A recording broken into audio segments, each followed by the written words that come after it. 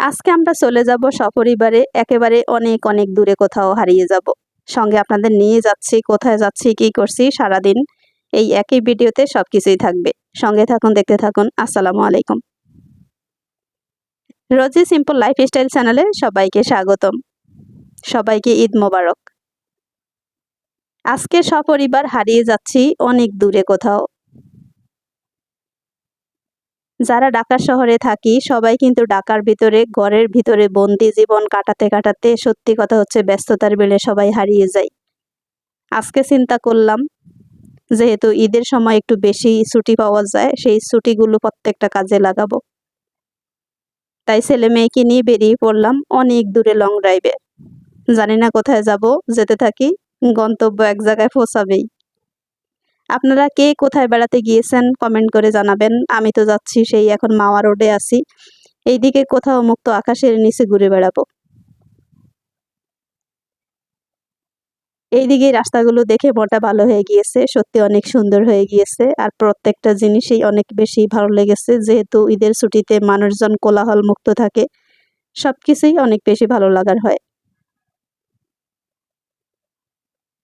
এখন আমরা সপরিবারে সুন্দর মতো চলে এসেছি সেই ঢাকার বাহিরে নরসিংদীর দিকে। আমি জানি না এটা সরাসরি আসলে নরসিংদী কিনা, এটা হচ্ছে বেলনা রিসোর্ট। ফার্স্টে হচ্ছে ১০০ টাকা করে আপনাকে টিকিট কাউন্টার থেকে ফার্স্ট গেট পার হওয়ার জন্য ১০০ টাকা দিয়ে ঢুকতে হবে। আমরা কিন্তু আজকে দুটো রিসোর্ট ঘুরবো। একটা রিসোর্টে ভুলে চলে গিয়েছি, ভুলে বলতে হচ্ছে সেখানে গিয়ে দেখি কিছুই নেই। তারপরে এখন এখানে চলে আসলাম, বাচ্চাদের মন খারাপ হয়ে গিয়েছে। তারপরে সেখানে দেখতে পাচ্ছি সবুজের ভিড়ে হারিয়ে যাব। ভালোই লেগেছে, পরিবেশটা অনেক সুন্দর ছিল। তো প্রথমে হচ্ছে টিকিট ১০০ টাকা করে কেটে ঢুকে পড়েছি। এখন হচ্ছে যেটা হচ্ছে প্রথমে রিসিপশন হচ্ছে কোল্ড ড্রিঙ্কস দিবে, আমরা সেখানে কিন্তু একটা প্যাকেজ কিনবো।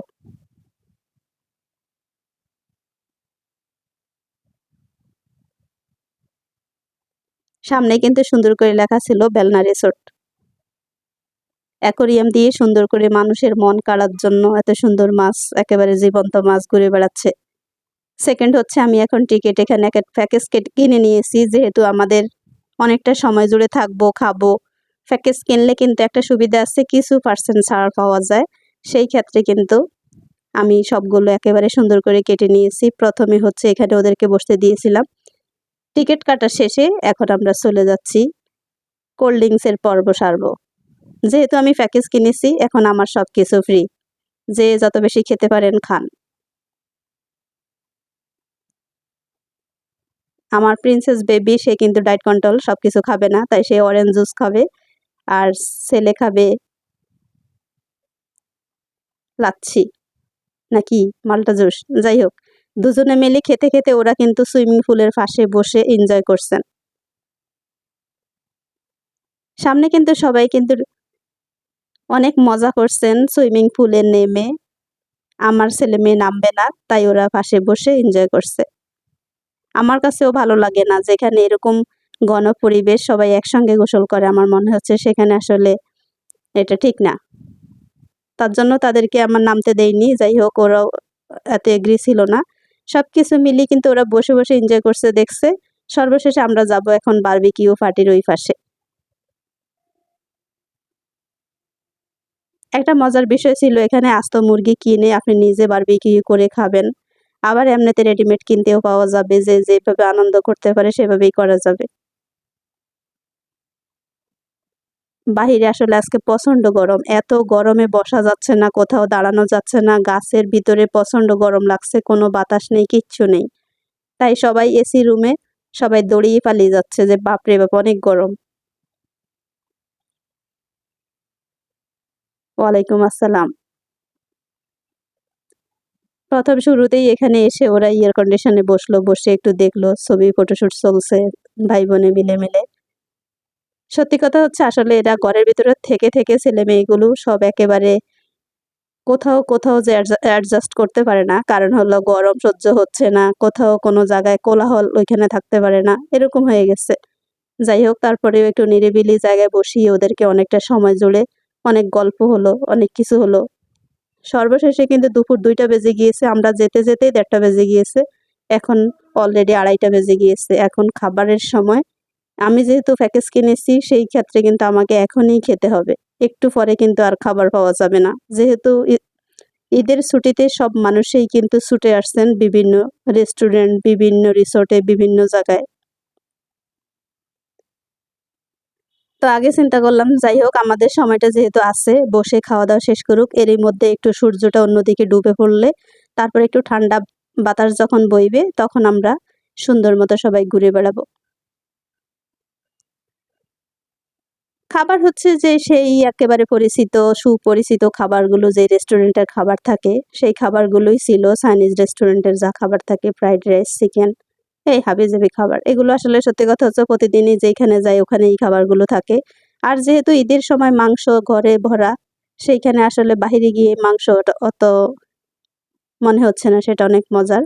যাই হোক সর্বশেষে খাবার শেষে বিকাল বেলায়, বিকাল বলতে হলো 3:30 থেকে 4টা বাজে এখন। মুক্ত আকাশের নিচে ছেলেমেয়েকে নিয়ে ঘুরে বেড়াচ্ছি সবুজ প্রকৃতির মাঝে মহা আনন্দে। এইটুকুই হচ্ছে শান্তি।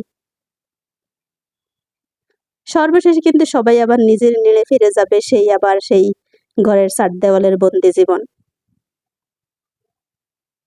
যেইটুকু সময় পাবো বাহিরে অনেক বেশি আনন্দ করব। এখানে একেবারে সবকিছু আসলে বড়দের রাইড এখানে কিছু নেই। বিশেষ করে ছোট বাচ্চাদের যাদের 8-10 বছর বয়স তারা আসলে অনেক বেশি এনজয় করতে পারবে। অনেকগুলো খেলার রাইড আছে, বিভিন্ন জিনিস আছে।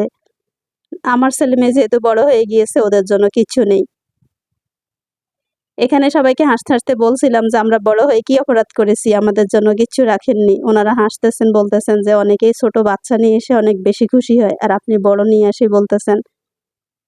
তো সর্বশেষে এখানে পানির মধ্যে দিয়েছি ওদের অনেক প্রচণ্ড গরম। চারপাশে একদম বাতাস নেই। প্রচণ্ড গরমে ওরা অস্থির হয়ে পড়েছে। তাই পানিতে দিয়েছি নৌকা ভ্রমণ করুক। ছেলেমেয়েরা সাঁতার না জানলে মায়েদের কত চিন্তা। আমি একদম ভয়ে পাচ্ছিলাম দুজনকে একা ছেড়ে দিয়েছি। এখানে ৩ জন উঠা নিষেধ। ২ জন ছাড়া উঠা যায় না। কিছু করার ছিল না একাই ছেড়ে দিয়েছি ফি আমানিল্লাহ বলে। যেখানে আল্লাহ থাকবেন সেখানে আর কিছু লাগবে না।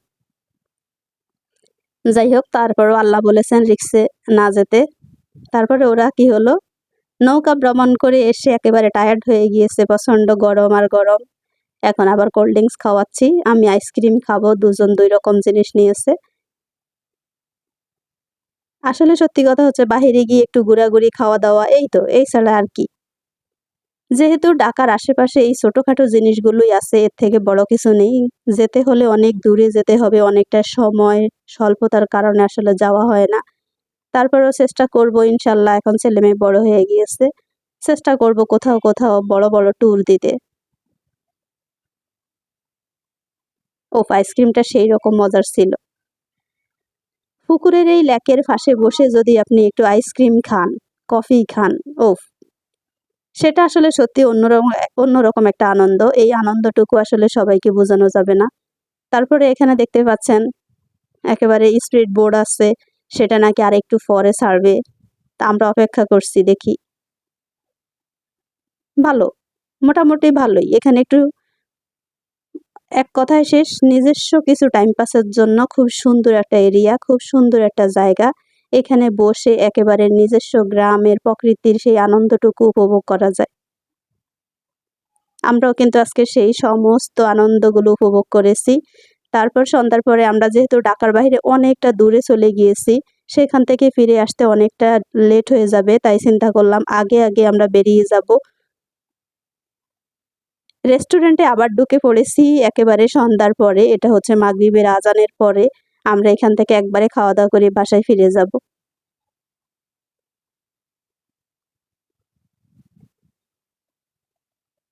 এখন খাবার দিয়েছে নান রুটি, শিক কাবাব, কোল্ড ড্রিংকস, সাথে এই তো সালাদ, সস।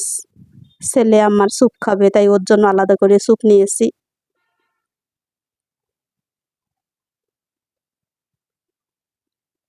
স্যুপ ওর খুব পছন্দ কিন্তু সবসময় তো আসলে হয়ে ওঠে না। সব জায়গার স্যুপ আবার মজাও হয় না। ও আবার দেখছে এখানে চিংড়ি আছে কিনা।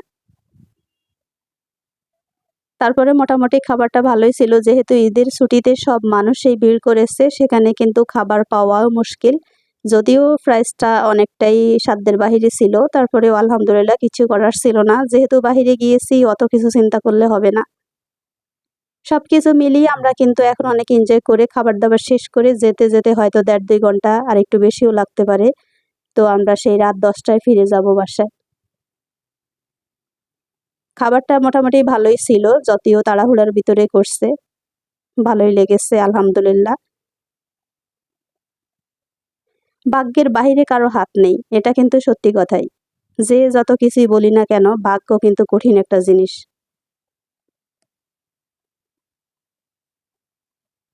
যার রিজিকে যতটুকু খাবার থাকবে, যত কিছু থাকবে, অত কিছুই কিন্তু আবার আমরা সামনে পাবো। এর একটু ব্যতিক্রম করা চলবে না। আশা করলেও হবে না। সর্বশেষে এটা কিন্তু রাত ৮টার দিকে সর্বশেষে আরেকবার একটু ঘুরান দিয়ে সামনে দিয়ে একটু ঘুরে আপনাদের জন্য একটু ভিডিও বানিয়ে নিচ্ছি। আমি কোথায় আসলাম আপনাদের কিছুই দেখাতে পারছিলাম না। আসলে প্রচণ্ড গরমে ভিডিও করা তো একদম অস্থির অবস্থা।